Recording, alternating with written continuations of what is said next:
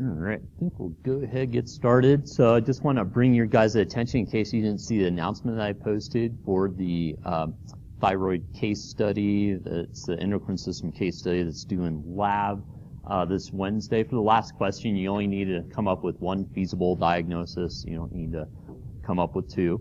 And the other thing I just wanted to point out is if you go under the additional lectures resources, and there's an endocrine table down here, and that has, a list of the hormones, and then where they're secreted from, their target structures, and then what are some of the major functions.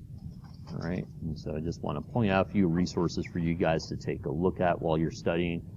I think doing the endocrine case study is actually a good way to learn the thyroid hormone axis. And so you can use that as a way to study for the exam, which is Wednesday. All right. From what we talked about in the beginning there of the endocrine system, we haven't got into a lot of the hormones individually yet, but did people have questions on kind of the introduction, kind of how the system is set up? Made sense to folks? Because we're going to build on that today. And so, just kind of recapping a little bit of what we encountered last time with mechanisms that are stimulating hormone release. Remember, we can have, a mechanism that's direct, where the actual release tissue is actually detecting something like in the blood, or the original stimulus, for instance, calcium levels in the blood, and here the parathyroid hormone. And then the other one is, we've seen this with the sympathetic nervous system, where it's neural stimulation that causes the release of the hormone. The most common one that happens and that we'll talk about is that other hormones cause release of hormones from another structure. So in this case, we have the hypothalamus releasing hormones, which causes release of hormones from the anterior pituitary, which then causes hormones to be released from other tissues or glandular structures. And remember, our definition of hormone is basically a chemical messenger that's secreted into a blood vessel. In order for tissues to respond, they have to have what? The receptor, functional receptor for that hormone. Right? They have to have a functional receptor for that hormone. The mechanisms make sense to folks. We're going to talk a lot about this last one here when we talk about the hormones, because this is the most common mechanism we see. But does that mechanism make sense, where one, kind of like a relay, one hormone causes a release, another hormone causes another release of another hormone? Okay. All right, so I think we mentioned a little bit about the hypothalamic pituitary axis here. So here, when we have one tissue governing the release of hormones from another tissue, we kind of call that an axis. And here at the pituitary, remember, we have an anterior and a posterior. And the posterior has neurons who start off on the hypothalamus and then project all the way into the posterior pituitary. You guys understand me when I say project? So what I mean is that the neuron cell body starts at one place and they extend their axon and it ends up in another place. So in this case, these neurons start off in the hypothalamus and then they project to the posterior pituitary. Everybody clear on what I mean when I say project? Okay? All right, so it means that the hormones that get released from the posterior pituitary get released from the ends of these neurons into the circulatory system. Where does the manufacturing start for these hormones? It starts in the cell bodies here. So it starts in the hypothalamus for hormones that are released from the posterior pituitary. Right? Now, there's only two hormones that are released from the posterior pituitary. Anybody remember what those two are?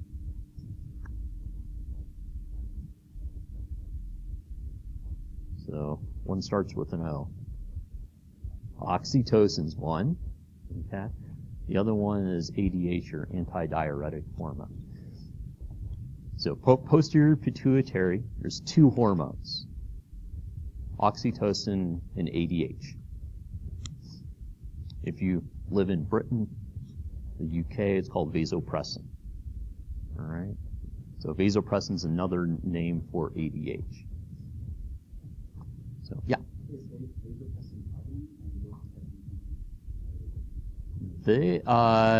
Vasopressin, yeah, it's the same thing. Yep.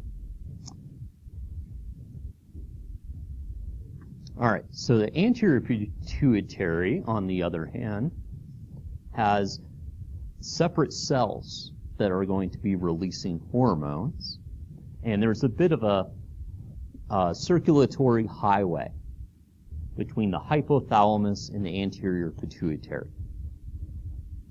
So that means that hormones that get made in the hypothalamus travel along kind of this portal we call the portal system, P-O-R-T-A-L, circulatory portal system, kind of like a miniature highway between the hypothalamus and the anterior pituitary. And so these hormones that get manufactured in the hypothalamus that are going to cause release of hormones in the anterior pituitary travel along this portal system to the anterior pituitary, causing selective cells to release selective hormones.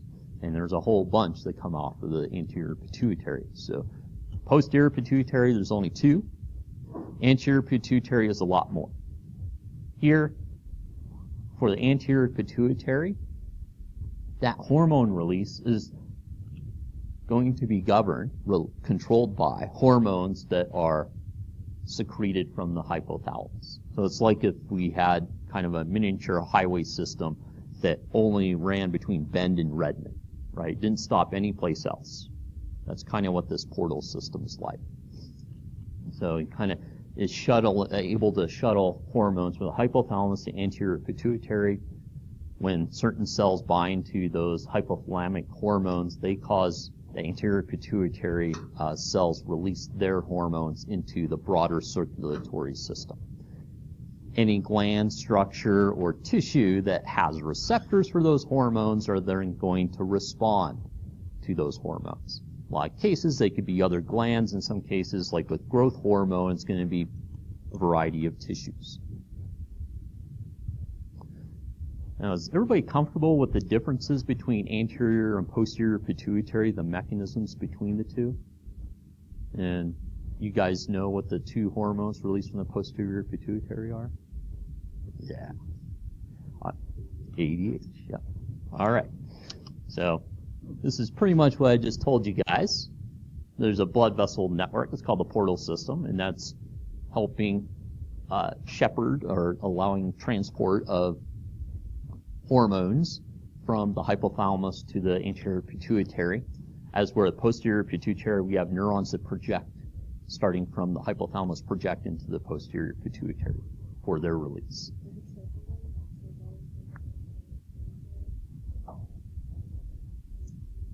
Yeah, those ones are, I think they're sensory neurons that can control some of the release of hormones into the portal system. I think that's what they're supposed to represent. All right. So hypothalamus, other than the word hormone, common word that you find in hypothalamic hormones, okay, is going to be the word releasing. And in the cases with growth hormone, also inhibiting. So if it has releasing in its name, then it's going to be a hypothalamic hormone. Right? Turns out that for governing growth hormone, there's also not only a growth hormone releasing hormone, but also a growth hormone inhibiting hormone. Okay? Both cases, that's coming from the hypothalamus. Right? So inhibiting, releasing hormones are coming from the hypothalamus. And here, they're targeting the anterior pituitary.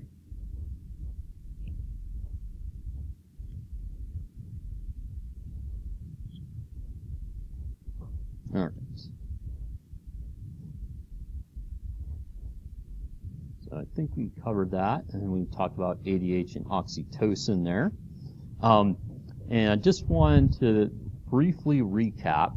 I told you guys about this in lab last week, but I think it's really useful, okay, to keep these hormones and how they control each other in line, is to kind of write out the axis or the system using somewhat of a shorthand, right, where we had regular arrows that were going to be positive or stimulate or activate, block-ended arrows or kind of inhibit, block, or antagonize or negative, right? And so here, if we have hormone A causing release of hormone B, we could write a regular arrow, and we had hormone B that causes release of hormone C, we can write it like that, right?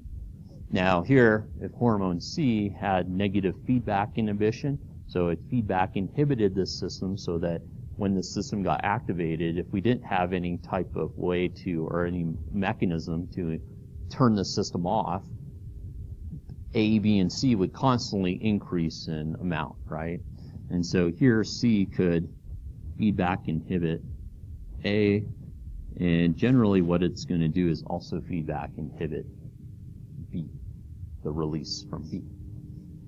And the axis or the system here, if we write out, say, the structures, we can call this structure up here the hypothalamus.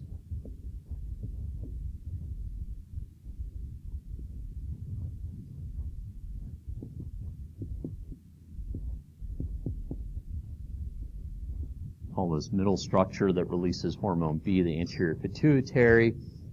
And if we wanted to, we could call this one, say, the adrenal cortex.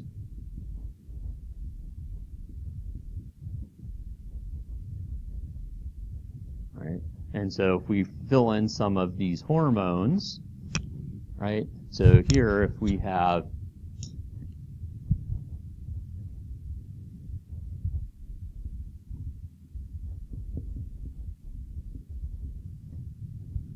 cortisol, glucocorticoid being released from the adrenal cortex.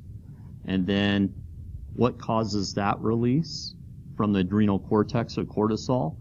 Well, that's going to be adrenocorticotropic hormone, or ACTH, from the anterior pituitary. What causes ACTH to be released from the anterior pituitary? Which hypothalamic hormone does that? Well, it's going to have what word in it?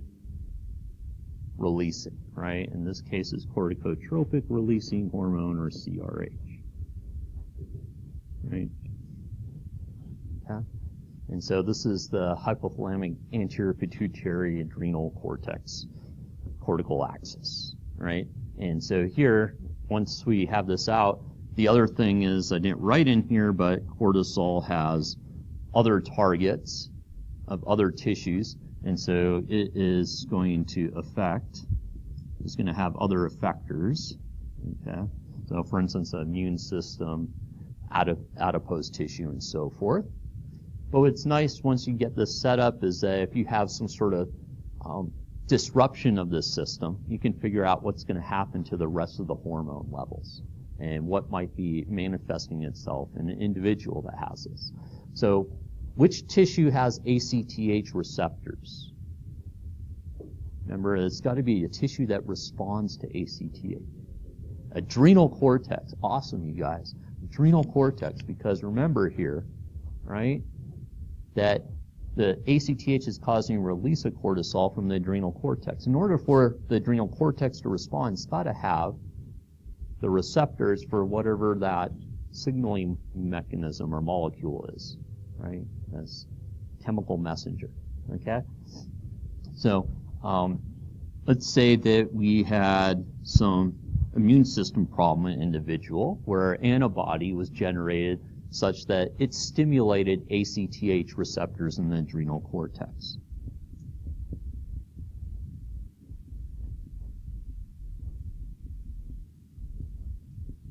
Right?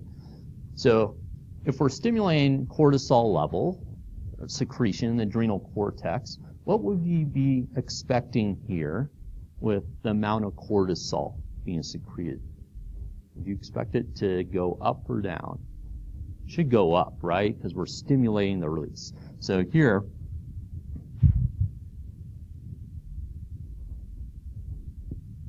draw a bigger arrow, right? Symbolizing that we have a bigger effect because we have more cortisol coming out of the adrenal cortex. Everybody with me so far on that? Now remember, what other tissues also have these glucocorticoid receptors, these ones that respond to cortisol in this system? Look at the negative feedback.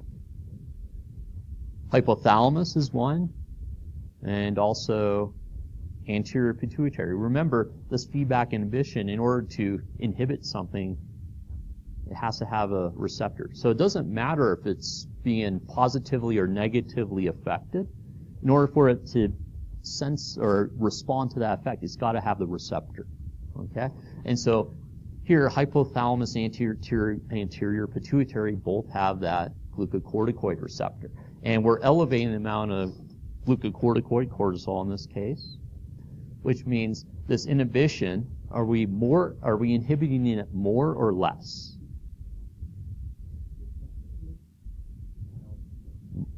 So we're increasing the amount of cortisol coming out. So it's going to be more, right? And so here, we're going to be inhibiting it actually a lot more, okay? So we're inhibiting it quite a bit, which means let's start all the way up in the hypothalamus. CRH, would we expect more or less CRH to be released? Less CRH released, right? So I'm going to draw a happy little arrow. There we go. Oh yeah. So let's talk about ACTH now. So what do you guys expect here? Would you expect ACTH levels to go down or up? Go down. And there's at least two reasons for that. That is one. And two. So you got them both. Yep, absolutely. So there's kind of a double whammy on this ACTH. Draw a happy little arrow. There we go. Right? Okay, so you can see here that someone who has, say, immune system problem where they're stimulating the ACTH receptors in the adrenal cortex, what would you expect for some of the hormone levels? You would expect for CRH levels to be what? High or low? For someone who has an ACTH receptor being stimulated, right? So CRH levels, what would you expect? High or low? Compared to a normal person that doesn't have this immune system problem. So CRH levels are going to be high or low? Low, right? ACTH, would you expect high or low? Low. Cortisol levels, through the roof, okay? And so here, because remember we had the antibody that was stimulating the ACTH receptor, which was constantly causing cortisol to be released from the adrenal cortex, right? Okay. And all the effects of cortisol, which we haven't talked about, right? So this whole syndrome is called Cushing's syndrome. So, yeah, we'll see that, all right? But the point here is to be able to track things once you have it written out like this, okay? It makes things a lot easier. Yeah. So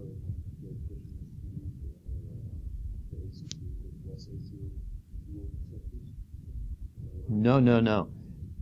We had immune system problems such that antibodies were binding to the ACTH receptor, stimulating them.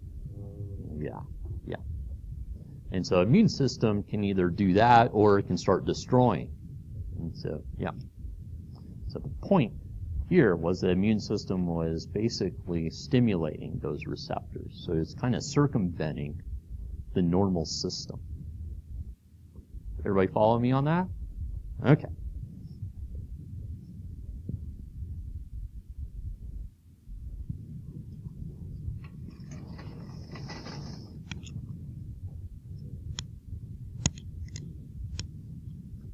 All right. So hormones produced from the posterior pituitary is where we'll kind of start our journey here. So the first one is antidiuretic hormone. Major target is the kidneys, ADH. All right. It's released in response to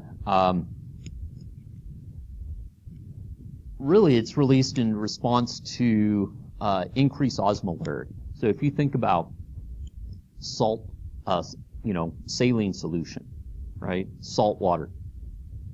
One of the ways you can increase that amount of salt in salt water is to add salt, right? To make it saltier. All right. What's another way you can increase that saltiness of the salt water? Reduce the water in it, right? So if someone has low water levels, their saltiness goes up, right? We say that that's kind of high osmolarity. So there's osmoreceptors that detect increased osmolarity. And what ADH does is it helps with water conservation.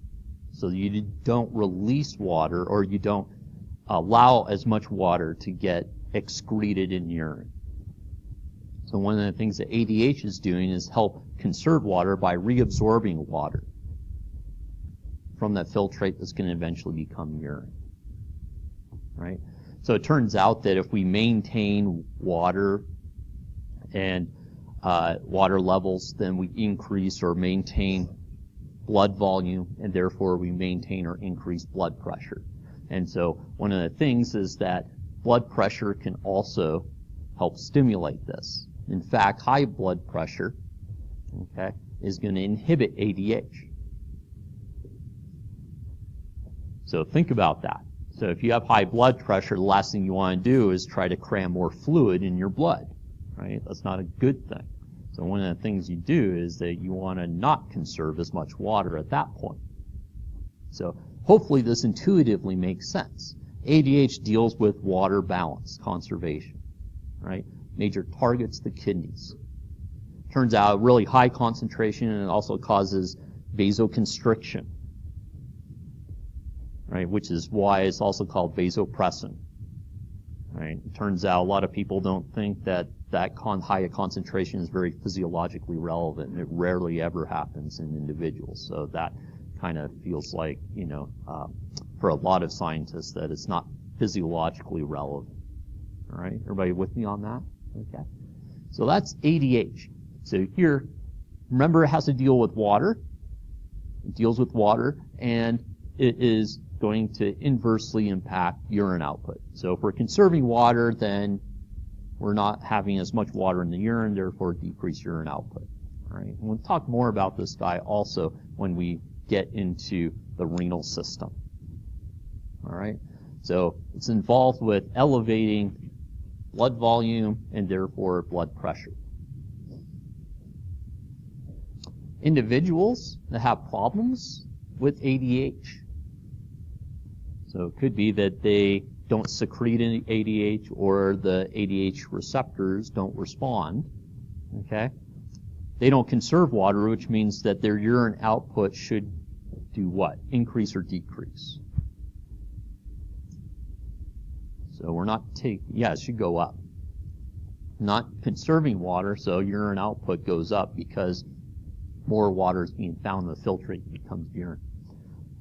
Those individuals that have problems with this ADH system are said to have diabetes insipidus.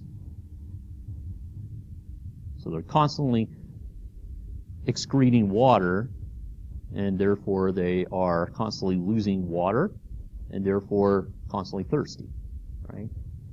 Okay. So to try to maintain that, right? So diabetes insipidus is going to be a problem with ADH. All right. So let's talk about the other hormone coming from the posterior pituitary. It's oxytocin. It's involved with love or bonding, and it's got a few targets depending upon the situation. One is the muscles of the uterus to promote uterine contractions. So when the head of the baby pushes up against the cervix, dilating the cervix, stretching the cervical tissue. That sends a neural stimulus back up to the brain to cause oxytocin to be released. That oxytocin is then going to stimulate the uterus to contract to, once again, push the head of the baby up against the cervical tissue. And so you constantly have this situation where the stimulus keeps getting added onto. And what type of feedback did we call that? Positive feedback. So it's a bit of the snowball effect until an ultimate goal is reached. In this case, the birth of the baby. Okay?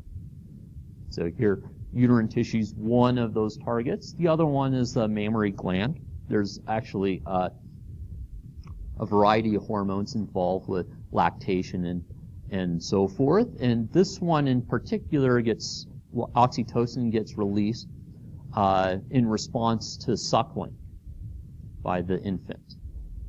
And so it's involved specifically with milk letdown, we say. And we'll see another hormone's involved with promoting actual formation of milk in the breast, in mammary tissue. And so here, uterine contraction initiates labor, and then the other target here is mammary tissue in the breast, and it's primarily stimulated by suckling of the baby to promote milk letdown.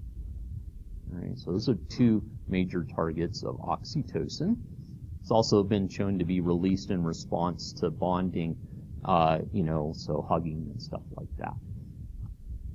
All right, so those were the two hormones from the posterior pituitary. Anterior pituitary has a lot of hormones that come out of it.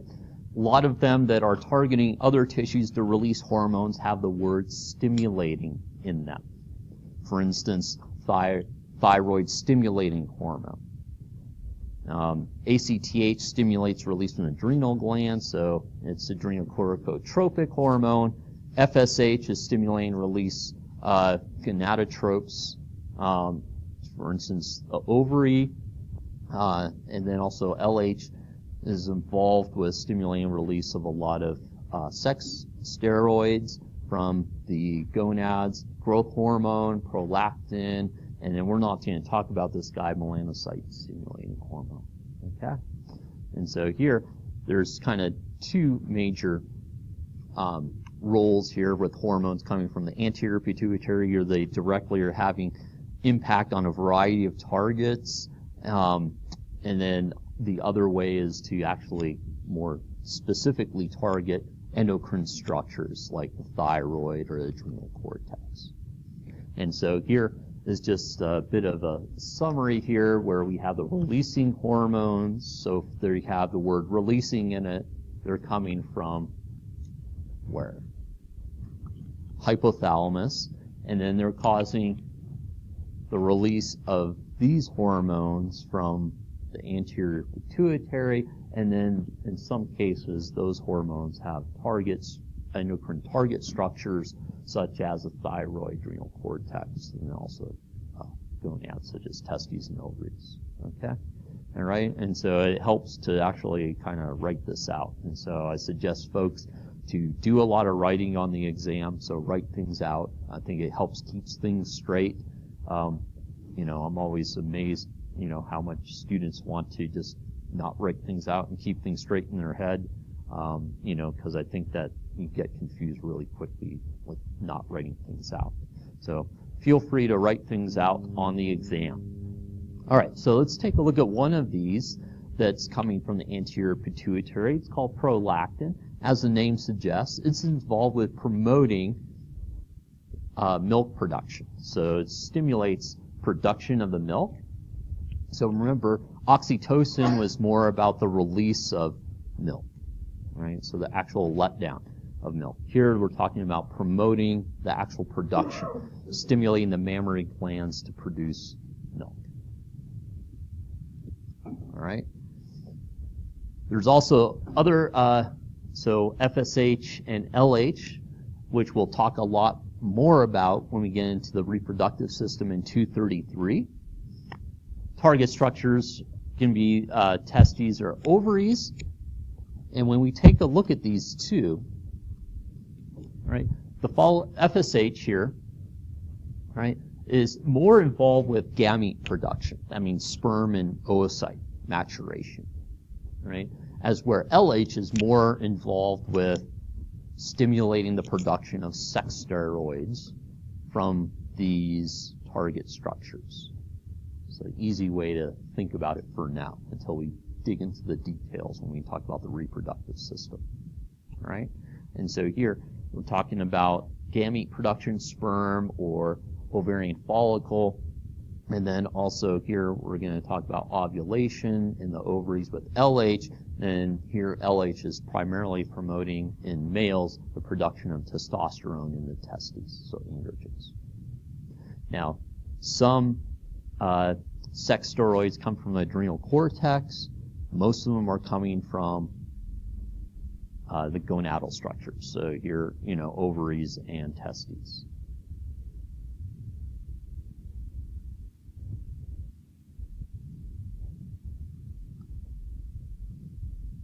All right, so this one we mentioned already a little bit about, adrenocorticotropic hormone. It's coming from the anterior pituitary in response to corticotropin-releasing hormone from the hypothalamus. And the major target here is going to be the adrenal cortex. Remember, the adrenal gland kind of has two sections to it. It kind of sits like a hat on top of the kidney. The outer portion of the hat is the cortex. The inner portion is going to be the medulla. Okay, so outer portion's the cortex, the inner portion's the medulla. All right, so we're talking about the adrenal cortex here. So here the receptors for ACTH are on cells that are found in the adrenal cortex. Remember, the adrenal medulla has hormones that are released by the sympathetic nervous system, epinephrine, norepinephrine.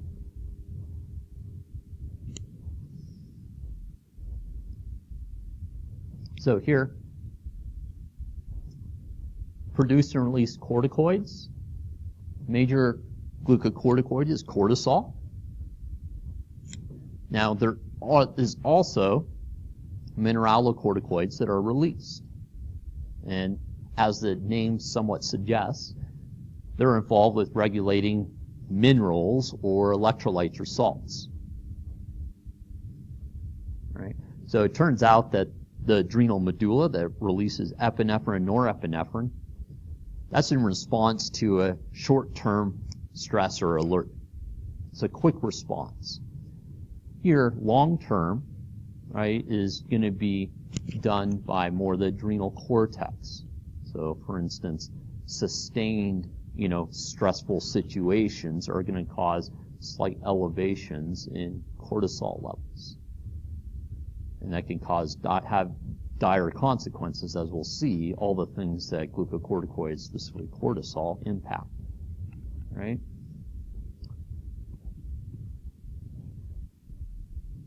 All right. So we're just talking about the pituitary hormone, so we'll circle back and talk a little bit more about some of those adrenal cortical hormones. But one hormone that comes off of the anterior pituitary that's not necessarily targeting a particular endocrine structure, but a variety of structures, and it has wide-ranging effects physiologically, is growth hormone.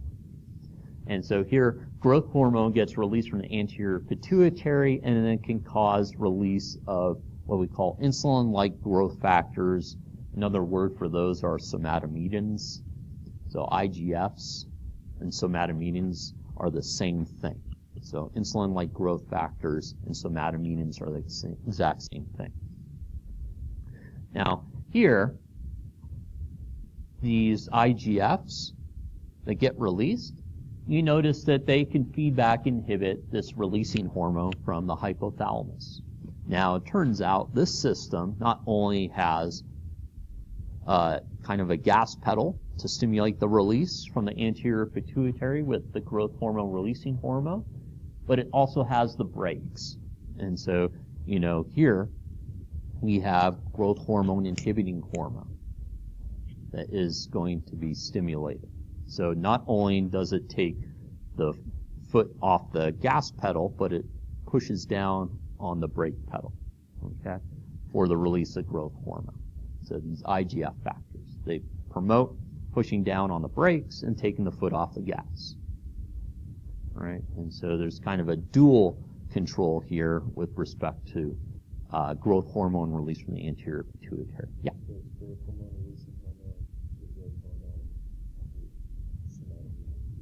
Yep, IGFs. Mm-hmm. Yep, so it promotes the release of growth hormone inhibiting hormone, which is going to inhibit the release of growth hormone, but it also suppresses the release of growth hormone releasing hormone. So it's basically taking the foot off the gas and then also pushing down on the brake. So it does two things at the hypothalamic level. Yeah. All right, so major thing that growth hormone does is it has drastic metabolic consequences. And it's involved with what we call anabolism, building up of tissue. In this case, building up protein, building up bone and cartilage. So here it's going to promote everything that's involved with that. So what were the subunits that were really important for building protein? So what are they made up of? The subunit.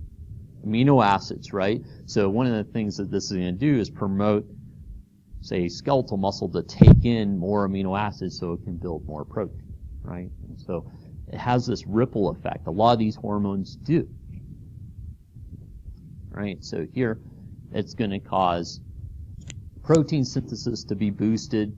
The other thing it does is that it is going to switch or try to help switch over to using more fats. So it has kind of a fat catabolic mechanism where fats are being used as an energy source, so it mobilizes fats to be used instead of glucose. Now, one organ that still uses glucose heavily is the brain, so it kind of spares the use of glucose so that the brain can use that glucose, right? But the primary thing that growth hormone's doing is promoting tissue growth. And so that means that we're promoting growth of the tissue as well as stimulating cell division to make more cells. The other thing it's doing is that it's releasing some of the glucose that's stored as glycogen.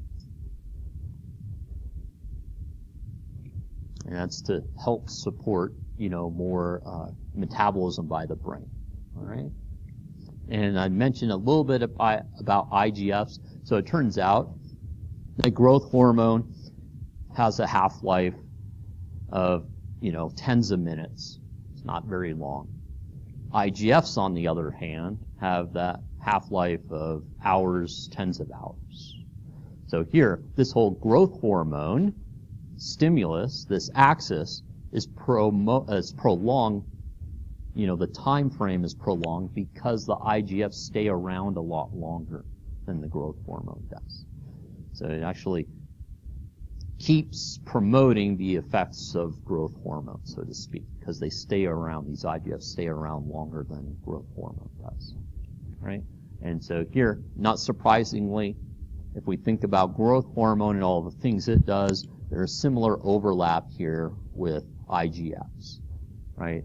They're promoting, uptake of nutrients in order to support all of that, growth of tissues such as skeletal muscle, bone, and cartilage, and promoting cell division.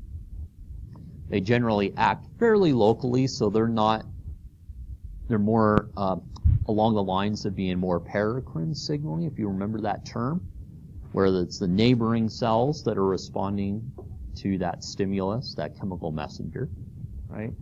And so here, along with, supporting growth of that tissue, some of that tissue extracellular matrix is also promoted, all right? So like collagen and so forth. Major place where IGFs are released is from the liver, right? And remember, these guys can feedback and inhibit the release of the growth hormone by impacting the hypothalamus like we talked about, right? All right. So for those that have taken a look at the endocrine case study, you probably have read already quite a bit about the hypothalamic pituitary thyroid axis. And so here, remember, we have releasing hormone, which is going to be TRH in this case, causing the release of thyroid stimulating hormone, TSH. And then we'll have release of thyroid hormone from the thyroid gland. Now, just like before, what we see is we'll have feedback inhibition going on to regulate this system. So main hormone that is being released from the thyroid gland are T3 or T4. The T3 and T4 are referring to slightly different versions of the same thyroid hormone. All right? But thyroid stimulating hormones coming from the anterior pituitary in response to thyroid releasing hormone that's coming from the hypothalamus. All right? Remember, back in 231, we talked a little bit about calcium metabolism because calcium is really important in bone formation. And so here, when blood calcium levels are fairly high, calcitonin gets released from the thyroid gland. And if calcium levels are really high, the response is to try to reduce those calcium levels, right? So in this case, we're going to stimulate those cells in the bone to build bone, to make deposits into that calcium vein, right? So here, what calcitonin does is it stimulates osteoblasts to build bone, so it does increases the deposition, the depositing of calcium into bone, right? If it's doing that, it's taking calcium out of the blood. And if it's taking calcium out of the blood, what's happening to the calcium levels? Should be going down, right?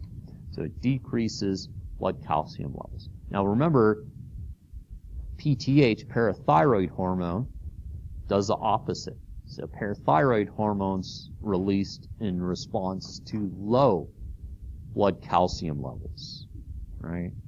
So here the last thing you want to do is make withdrawals from bone while you're trying to deposit calcium in bone, right? And so here, to stimulate or stimulate the inhibition of PTH and all its effects, you inhibit PTH release. Okay? So you inhibit PTH release, which means that you're no longer going to be increasing the reabsorption from bone.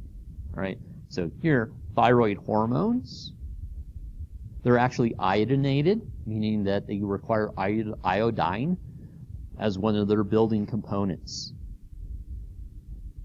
Right? And so here the T3 and T4, the 3 and 4 refer to how many atoms of iodine there are in each one of those. T4 is the more common one. Let's see there. Let's see, do I have? Yeah, so there's T3 and T4. Now, the major effect of thyroid hormones is to boost metabolic levels, and one of the effects of that is to increase body temperature. Okay, so it elevates body temperature. So individuals that have hyperthyroidism or elevated thyroid levels, right, they generally have increased metabolism and therefore have increased body temperature.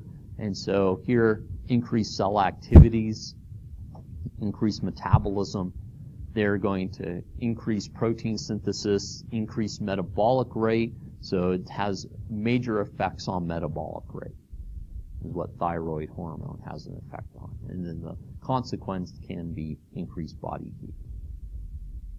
Right? So hyperthyroidism means that you have enlarged thyroid gland. Hypothyroidism means that you have a decreased thyroid gland, decreased in tissue mass. So iodine's required to get a mature thyroid hormone.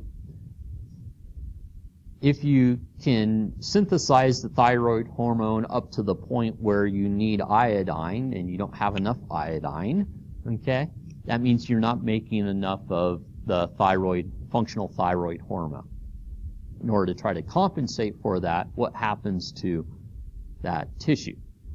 Well, it tries to compensate by making more of itself, right? And so here you can get this hyperthyroidism. So here, enlarged thyroid glands, a goiter. And so individuals that have, say, iodine deficiency, okay, they make precursors but can't finish this thyroid hormone synthesis process. So it means that the thyroid hormone is trying to compensate for that by getting larger. So it's an endemic goiter. Okay? And so it's a problem in certain areas of the world where there's iodine deficiency, where you'll see some endemic goiters. Okay? So here,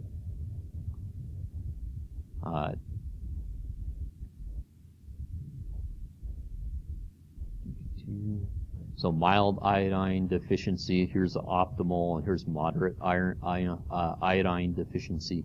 Okay? And so you can get the risk of...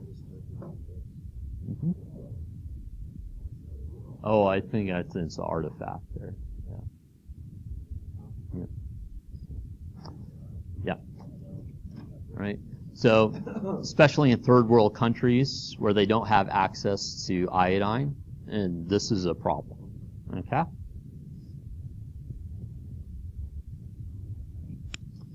All right. So we talked about this already quite a bit. So parathyroid hormone gets released in response to low blood calcium. The targets are the bones, basically opposite of what we see with the calcitonin, right? Now, in addition, other targets include the GI tract to absorb calcium from the GI tract, and then also the kidneys to reabsorb calcium. And so here, this is involved with calcitriol, so vitamin D biosynthesis. Okay. The whole point here is either making withdrawals from the calcium bank, from bone, by parathyroid hormones stimulating osteoclast activity, or by taking in more calcium is to elevate blood calcium levels. So it's kind of doing the opposite of calcitonin. Does that make sense to folks? So it turns out that parathyroid tissue is small glandular tissue embedded in the thyroid gland itself, kind of like little buttons. All right? Okay. So I think what we'll do is take a break. All right, so the last few structures we're going to look at. So one is the pancreas, which has not only endocrine involvement, but also something called exocrine. So remember, exocrine is, what's an example of an exocrine secretion? Sweat?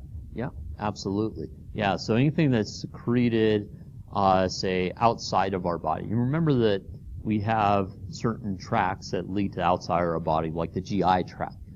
So there's actually endocrine tissue in the pancreas gland that's going to be involved with generating digestive enzymes and things to break down substances in our intestine. And so here you can see that it has an opening from some of these ductwork from the pancreas to release the digestive enzymes into the intestine to help with breaking down foodstuffs so that we can absorb the broken down components. The part of the pancreas that we're going to be interested in is the endocrine tissue, which is housed in something called the islet of Langerhans. There's kind of little islands when you look at the histology of the pancreas, and that's where the endocrine tissue is. There's two major cells that we're interested in looking at here in the islet of Langerhans, the endocrine tissue of the pancreas. That are the alpha cells and the beta cells. All right, the alpha cells and the beta cells. All right, so here the pancreas, the endocrine structure or endocrine function of the pancreas is involved a lot with blood glucose metabolism, homeostasis. So here, what we're going to talk about is whether blood glucose is high, then we're going to have a hormone to try to reduce that blood glucose level. And when blood glucose is low, there's another hormone that's going to try to elevate that blood glucose level. All right. So those two hormones are glucagon and insulin. So glucagon comes from the alpha cells, and it gets released in response to low blood glucose. All right, and so low blood glucose, the goal here of glucagon is to try to raise the blood glucose levels. Now, what molecule stores glucose? Glycogen, right? So here, glucagon, one of the things it does is it promotes the breakdown of glycogen. So that, remember, glycogen's just a chain of glucose molecules. To break down glycogen, you start generating a whole bunch of glucose molecules that can be released in the bloodstream to try to raise the low blood glucose amount. That's the goal, right? And so here, one of the major tissues that stores glycogen is the liver, and also you get some glycogen stored in some muscle tissue as well. Yeah, go ahead. Nope. Yep. So here, this tissue responds to blood glucose levels. Yeah, through a complicated mechanism, well, we're not going to get into, which is kind of cool. There's some pharmaceuticals that target this mechanism to help individuals that have certain types of dysregulation of blood glucose, which we'll talk about in just a second. All right? But the goal of glucagon is to raise blood glucose levels. Yeah, go ahead. Mm-hmm. Yep. Glucagon gets released in response, though, to low blood glucose levels. So it's not like this just gets released without a stimulus. All right?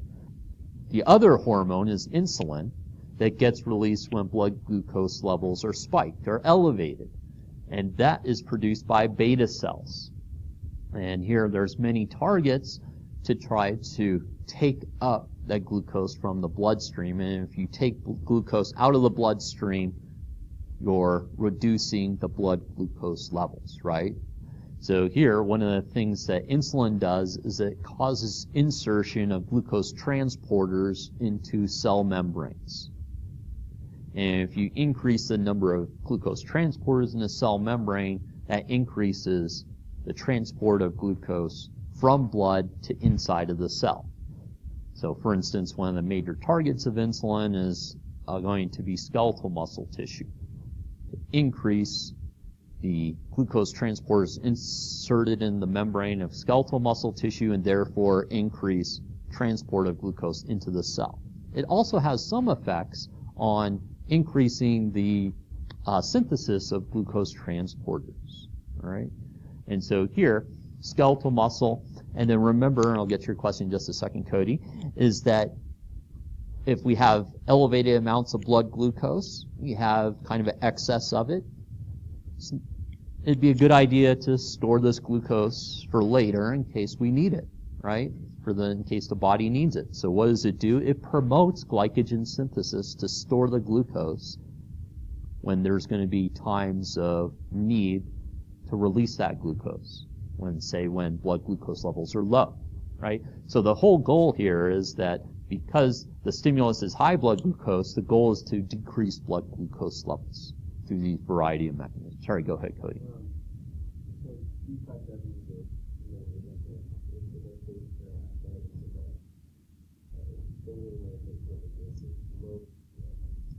Mm-hmm. I'm guessing D stands for dextrose. Yeah. And so dextrose is another name for glucose. Oh yeah. Yep.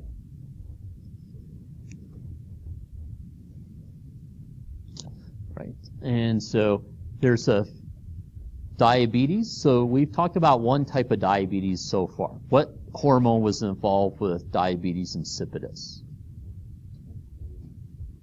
ADH. From which part of the pituitary gland? Posterior. There's only two that come out of the posterior, right? Oxytocin and ADH, right? And that was having effects on water reabsorption in the kidney. Other diabetes include this diabetes mellitus, type 1 and type 2, right? And so here, if we don't have enough insulin being secreted, right? What is insulin being secreted in response to? What type of stimulus? High blood glucose. So if we don't have enough insulin secreted, what's going to happen to those blood glucose levels? Are they going to go down or are they going to stay high? They're going to stay high. And if you keep eating, then generally they're going to keep going up. All right? Turns out elevated blood glucose has a whole host of problems that it causes if it's sustained over a long period of time. We won't go into all those details. But one of the things it does is that water follows solute concentration, right?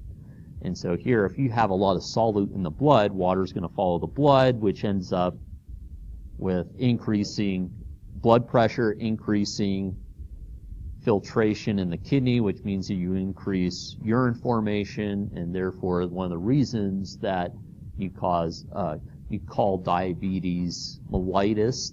Its name is that you're promoting urine excretion. So increased water, increased fluid formation, just like with diabetes insipidus, right? You had increased urine output. You have the same problem in this case, right? When you don't lower blood glucose levels when they're high, okay? Now, the difference between type 1 and type 2 here is type 1 is often linked to autoimmune problem where the immune system attacks cells of the islet of Langerhans, and specifically the beta cells. So that beta cells are the ones that are important for releasing insulin. And so in this case, when the immune system, the autoimmune disease attacks these cells, it means that insulin, right, isn't being produced. If we don't have the message, then any effectors can't respond to it because the message never got there, right? Okay, so that's type 1 diabetes. So a lot of times this can be reversed by basically injecting insulin. Okay, so basically you're taking over the role of the beta cells. Okay. Now, type 2 diabetes is kind of on the other end of this. So the beta cells properly function, they release insulin, but remember, in order for cells to respond, they have to have what? A receptor. In this case, we should add the word functional to it, right? They have to have a functional receptor and functional way for that receptor, or for the cell that has that receptor to respond. So in individuals with type 2 diabetes, all right, there's a problem with the ability of the cell to respond to insulin binding to the receptor. So we call this insulin resistance. So here, is there any problem with the pancreas being able to produce insulin? No. The problem's on kind of the receiving end, right? These cells don't respond to the message, in this case, insulin. So here, there's insulin resistance. There's quite a few mechanisms. We don't have enough information to go into detail, treatments, certainly you can reverse this with exercise, diet, weight loss, also monitoring blood glucose levels. In some cases, you can add extra insulin to try to boost the effect of these effectors. All right. Turns out gastric bypass surgery can reverse this, surprisingly within hours. That mechanism's not understood why. This is pretty amazing. Okay?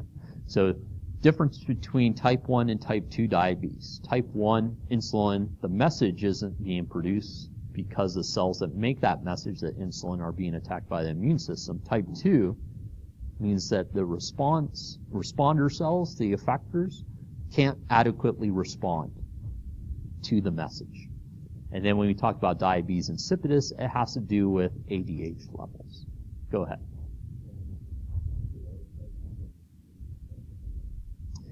There's some cases where people do develop it, so you can develop it. Generally, it happens early on, though, like in childhood, and so forth. And so generally, earlier in life is type 1, later in life is more likely type 2. Yeah, you can, you can have type 1 diabetics that are 5, 6 years old, and then some that are in their 20s, that develop in their 20s. Yep. All right, so the last two that we're looking at, and we've mentioned these a little bit already, are the adrenal glands. And remember, the medulla is a sympathetic innervation, so that it's causing release of epinephrine and norepinephrine. It's a fairly quick alert system, causes our body to be alert, hyper-aware, all right, fairly quickly. The other part, the corticoids, which includes the gonatocorticoids, the mineralocorticoids, and glucocorticoids, all right. So here, some of these, the glucocorticoids in particular, are going to be more for the prolonged stress response. Okay, they have longer lasting effects.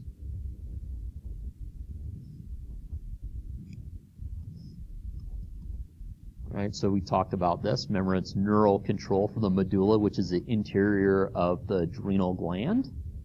All right, that gets released into the bloodstream. That's more short-term stress response. Okay, and remember, the preganglionic neurons releasing acetylcholine, which then in turn causes release of epinephrine and norepinephrine from these adrenal medulla cells. And that epinephrine, norepinephrine is going to be released into the bloodstream. All right. So for the adrenal cortex, remember the cortex, just like when we talked about the brain, the cerebral cortex was the outer portion. The adrenal cortex is the same. It's the outer portion of the adrenal gland. And we have gonatocorticoids, mineralocorticoids, and glucocorticoids. And so here you can see that we have a cortical tissue where the cortex up here and the medulla down here, which is going to be releasing short-term stress hormones, and then the cortex is releasing mineralocorticoids, glucocorticoids, and androgens, gonatocorticoids. Now, remember, the adrenal gland's not the major producer of gonatocorticoids, right? That falls into ovaries and testes. All right. So here, some of the major players. Right, so gonatocorticoids a little bit. Major player for mineralocorticoids is aldosterone. All right, and so this is important for salt balance. What it does is it promotes the reabsorption of sodium. All right, so here, if we increase sodium, what ends up happening is that it is going to increase the osmolarity, which then is going to in order to balance that increased osmolarity, we increase water reabsorption, right? To maintain the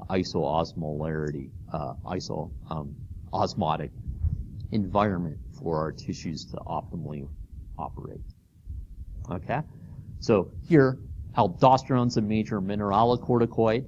If it's doing sodium reabsorption, what's its target?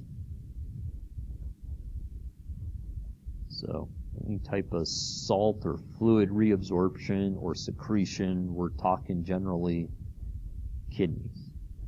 Okay, so here major targets the kidneys.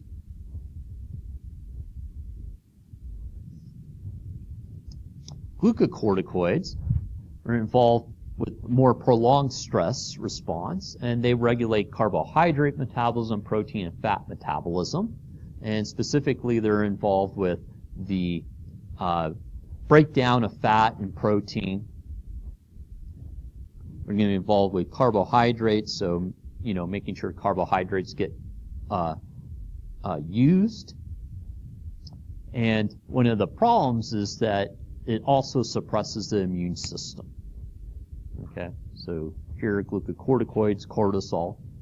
So another word for cortisol is hydrocortisone. Okay, so there's a variety of glucocorticoids. Cortisol is the main one, and then corticosteroids also made, but there's not as much of that. So there's a kind of a family of these glucocorticoids. Cortisol, though, is the main one. All right. So I said a little bit about aldosterone already. It's involved with reabsorption of sodium, and that elevates the osmolarity. And so what happens to balance that increased osmolarity is that we get reabsorption of water. So think about, if you added salt to a salt solution, it becomes pretty salty. And so what do you do to make that salt solution isoosmotic? You add a little bit of water to it, right? That's exactly what's happening. Okay? So water follows. And then we also get secretion or release of potassium here. So here it is influencing sodium and potassium balance, indirectly causing water reabsorption. So here, if we're reabsorbing sodium and then water's following, okay, what's that doing to blood volume? Increasing it, meaning that blood pressure is also going up. So not surprisingly, this aldosterone gets released in response to low blood pressure or low osmolarity, right? Okay? And so there's certain pharmaceuticals that are important that can interfere with this system. For individuals, for instance, that have high blood pressure. Okay? We'll talk more about these when we get to the kidney. Now remember, these are all released in response to ACTH, right, which was released in response to CRH. And so there's a feedback mechanism here. So there's negative feedback, for, this whole system that stimulates, that is going to be stimulated by, say, low sodium or low blood pressure. All right, so cortisol, so glucocorticoids, turns out that these actually vary, throughout the day if you don't have anything else on board, right? So here, talking about eating and activity levels will influence this a bit. But generally, they're high early in the morning, and they come down as we progress throughout the day. And so here, they're going to be released, glucocorticoids, and they're promoting use of amino acids and fats, all right, for ATP production.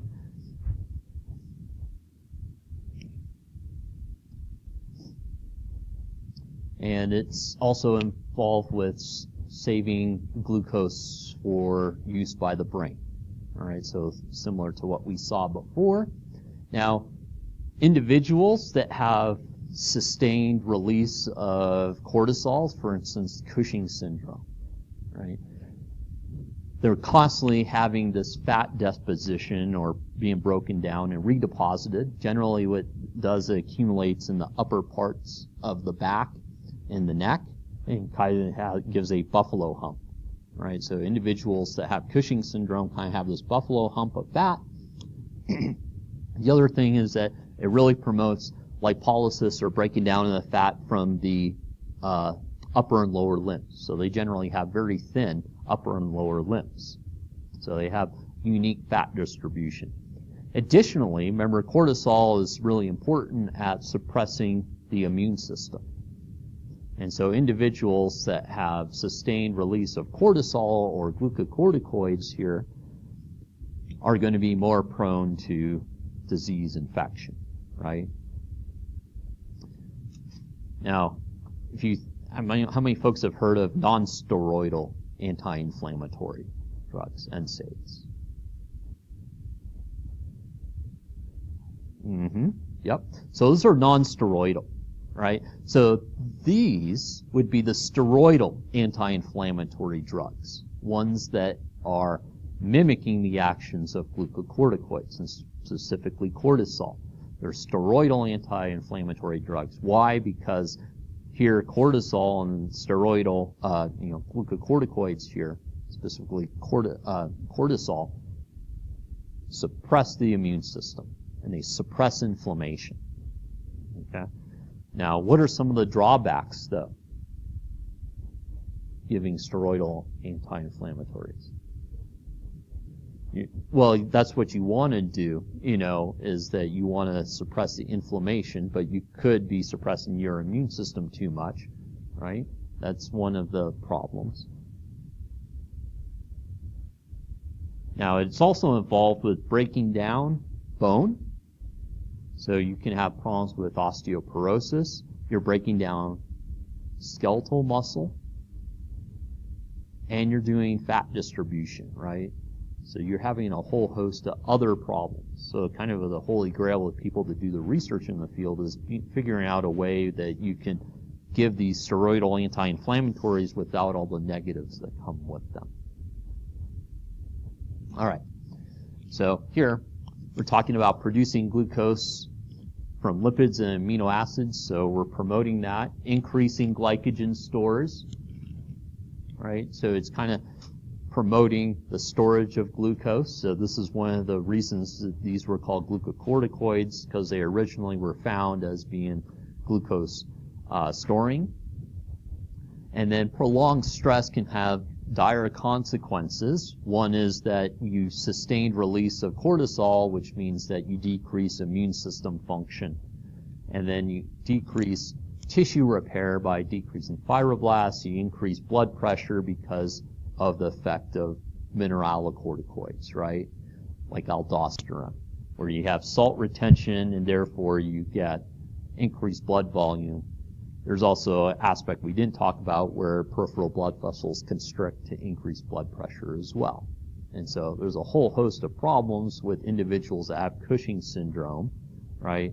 Where they have suppressed immune system, they have fat deposition, they have problems with osteoporosis or osteopenia, where the blood thins, and then they have problems with tissue repair and everything that is related to having sustained elevated levels of glucocorticoids.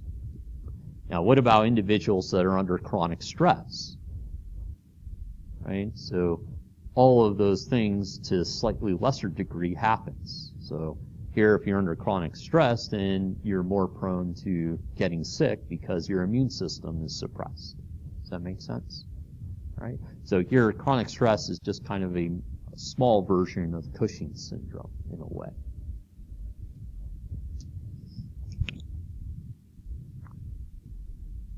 All right, so like I said, we'll talk more about the reproductive organs in 233, but remember they're stimulated by LH and FSH. LH does more effect on the actual promoting the sex hormones to be generated and released, as where FSH is a little bit more involved with gametogenesis, making sperm and ovary maturation, or oocyte maturation, all right? But we'll talk in more detail when we get to the reproductive section. Okay? So there's a few interesting videos I posted up here, and the review slides are at the end of the presentation. All right? So were there any questions on stuff we covered today with respect to hormones? That makes sense to folks? So take your time with going through it. I think going through that table that has a list of hormones is going to be really beneficial, and knowing how they interact with each other. All right? Okay. So I'll see you guys on Wednesday.